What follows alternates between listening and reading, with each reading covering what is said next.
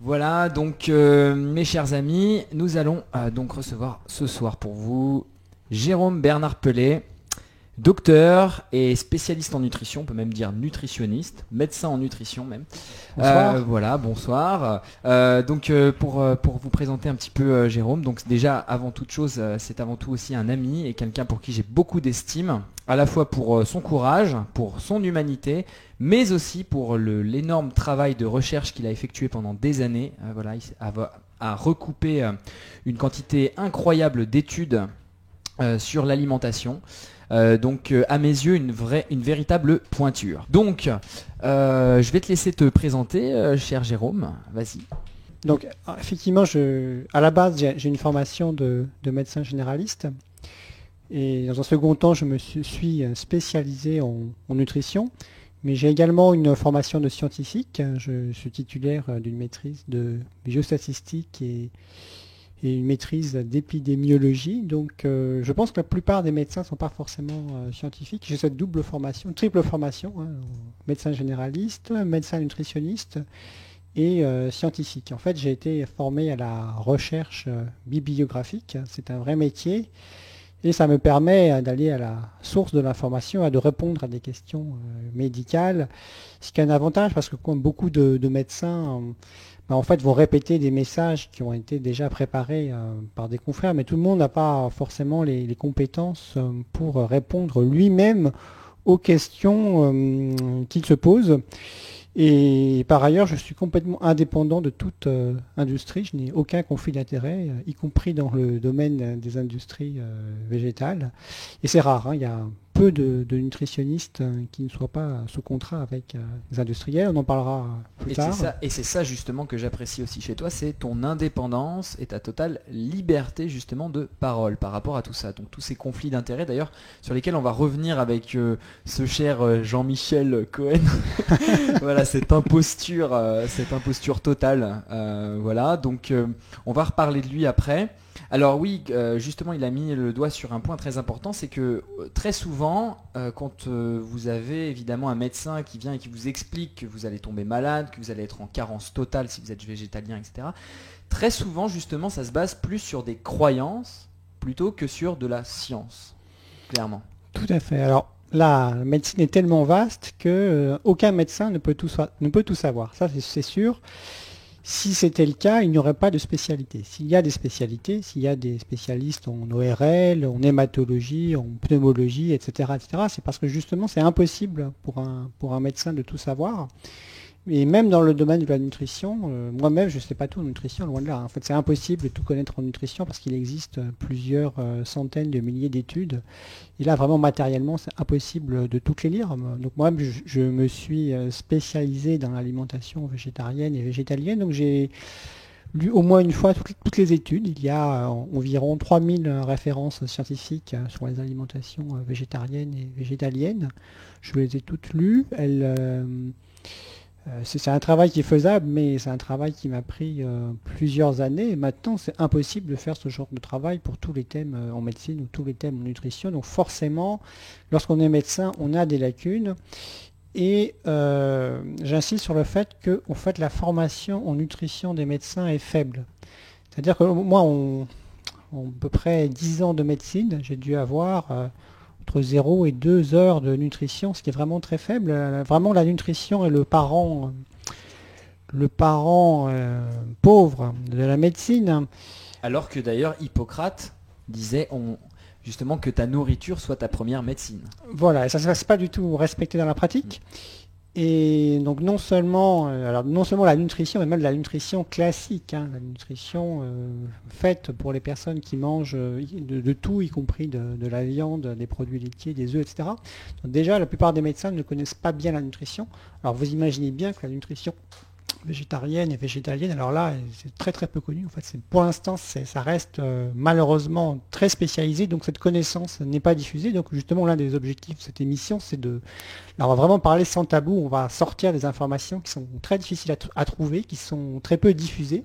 En France. En France, oui, alors c'est plus diffusé dans les pays anglo-saxons. Ouais, on est en retard, très oui, en retard. on est très en retard, effectivement. Et le peu d'informations qui existent sur le sujet, beaucoup d'informations sont fausses, on va en parler, hein, de la désinformation dans le monde de la nutrition. Et donc il y a beaucoup d'ignorance dans ces sujets-là. Et globalement, la médecine préventive est aussi le parent pauvre de la médecine. La philosophie, entre guillemets, de la médecine en France, c'est de laisser les gens tomber malades. Une fois que les gens sont tombés malades, on commence à s'inquiéter. Et là, on va proposer des traitements. Contrairement à la médecine traditionnelle chinoise qui, elle, est plutôt préventive. C'est ça. Fais attention justement à ce qu'on ne tombe pas malade. Voilà, un chiffre très significatif. Alors ça, c'est rigolo. J'ai trouvé ça sur un des sites de la multinationale Nestlé. Nestlé reconnaît qu'en France, seul 0,5% du budget santé est dépensé pour la médecine préventive. Donc on va dépenser 0,5% du budget pour éviter que les gens tombent malades et 99,5% de dépenses une fois que vous êtes déjà tombé malade. Donc ça résume tout. Voilà, ça résume tout. Et je parle de la médecine préventive, je ne parle pas de la nutrition. La nutrition n'est qu'un sous-ensemble de la médecine préventive. Donc la nutrition en France, c'est rien du tout. Rien. Voilà. À tel point, ça aussi c'est significatif, la nutrition en fait n'est même pas une vraie spécialité. Lorsque vous faites par exemple la pneumologie, il y a 6 ans de tronc commun. Les 6 premières années sont communes à tous les médecins. Et à partir de la 7e année, on se spécialise. Alors la médecine générale est une spécialité, mais après il y a des spécialités nombreuses qui vont durer 4 ou 5 ans. Et en fait, il n'y a pas de vraie spécialité en nutrition, ça n'existe pas. Voilà, il y a une espèce de DESC, diplôme d'études spécialisées complémentaires qui est en train de se mettre en place, mais globalement, jusqu'ici, il n'y a fait même pas de diplôme d'études spécialisées de nutrition, c'est même pas une vraie spécialité, donc le titre de nutritionniste n'est même pas protégé. En fait, n'importe qui peut se dire nutritionniste. Le meilleur argument pour dire que l'alimentation végétarienne et végétalienne, les deux sont excellentes pour la santé, c'est un critère de jugement extrêmement précis et très difficile à obtenir en médecine, qui est la mortalité globale, toutes causes confondues. Pour simplifier, pour parler en un français un peu plus simple, l'espérance de vie. Exact. Voilà. Parce qu'une intervention de santé peut être bonne pour quelque chose et détraquer autre chose. Voilà. Donc pour savoir si on fait plus de bien que de mal, on a besoin d'un test global et il n'y a rien de mieux qu'un test global. Et alors l'espérance de vie, là, vraiment, ça répond à la question de savoir si une intervention de santé fait plus de bien que de mal. Et là, vraiment, on a une étude majeure. C'est une véritable... c'est très, très important dans l'histoire de la nutrition végétalienne. C'est une étude qui est sortie en 2013, qui a été publiée dans un journal qui s'appelle JAMA.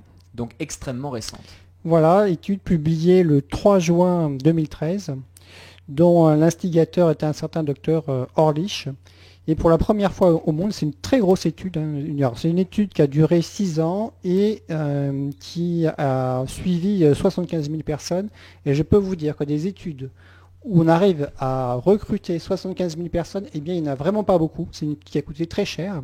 Et on a comparé à la fois des végétaliens, des végétariens, des semi-végétariens, des omnivores, et résultat des courses, ce sont les végétaliens qui vivent les plus longtemps par rapport aux végétariens, qui eux-mêmes vivent un peu plus longtemps que les semi-végétariens, et qui eux-mêmes vivent plus longtemps que les omnivores. Ça, c'est vraiment le meilleur argument. Si on doit vraiment prouver scientifiquement si l'alimentation végétalienne est bonne pour la santé ou pas, s'il n'y avait qu'une seule étude à sortir, ce serait celle-là. Après, il y a plein d'autres études, il y a plein d'autres arguments. On sait que le végétalisme a aussi le pouvoir de protéger des maladies cardiovasculaires, du cancer de la prostate, du cancer du côlon.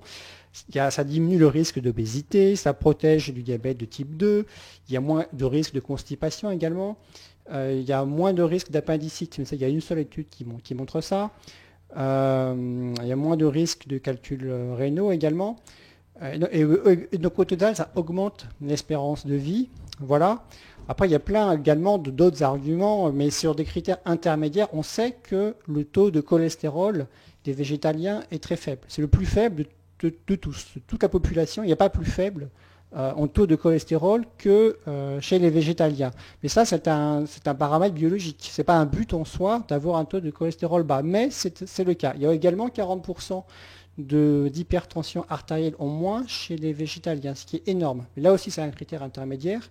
Après, les résultats concrets, concrètement, il y a moins de maladies cardiovasculaires chez les végétaliens, donc il y a moins de morts et moins aussi de malades, parce que mourir, c'est triste, certes, mais c'est c'est aussi terrible de souffrir d'une maladie chronique qu'on doit traîner pendant des années et des années. Ce qui est très intéressant, c'est que ça ne protège pas tellement de maladies rares. C'est surtout des véritables fléaux de santé publique. De quoi les gens meurent? En général, les gens meurent de cancer, d'abord de cancer, ensuite de maladies cardiovasculaires. Or, une alimentation optimisée a le pouvoir de protéger en partie, évidemment. Aucune alimentation, aussi saine qu'elle soit, n'a la prétention de prévenir toutes les maladies dans tous les cas, certainement pas. Mais la nutrition est un outil qui est extrêmement fort, extrêmement puissant. Et c'est pas très compliqué non plus à mettre en place. Il faut juste avoir quelques connaissances de base.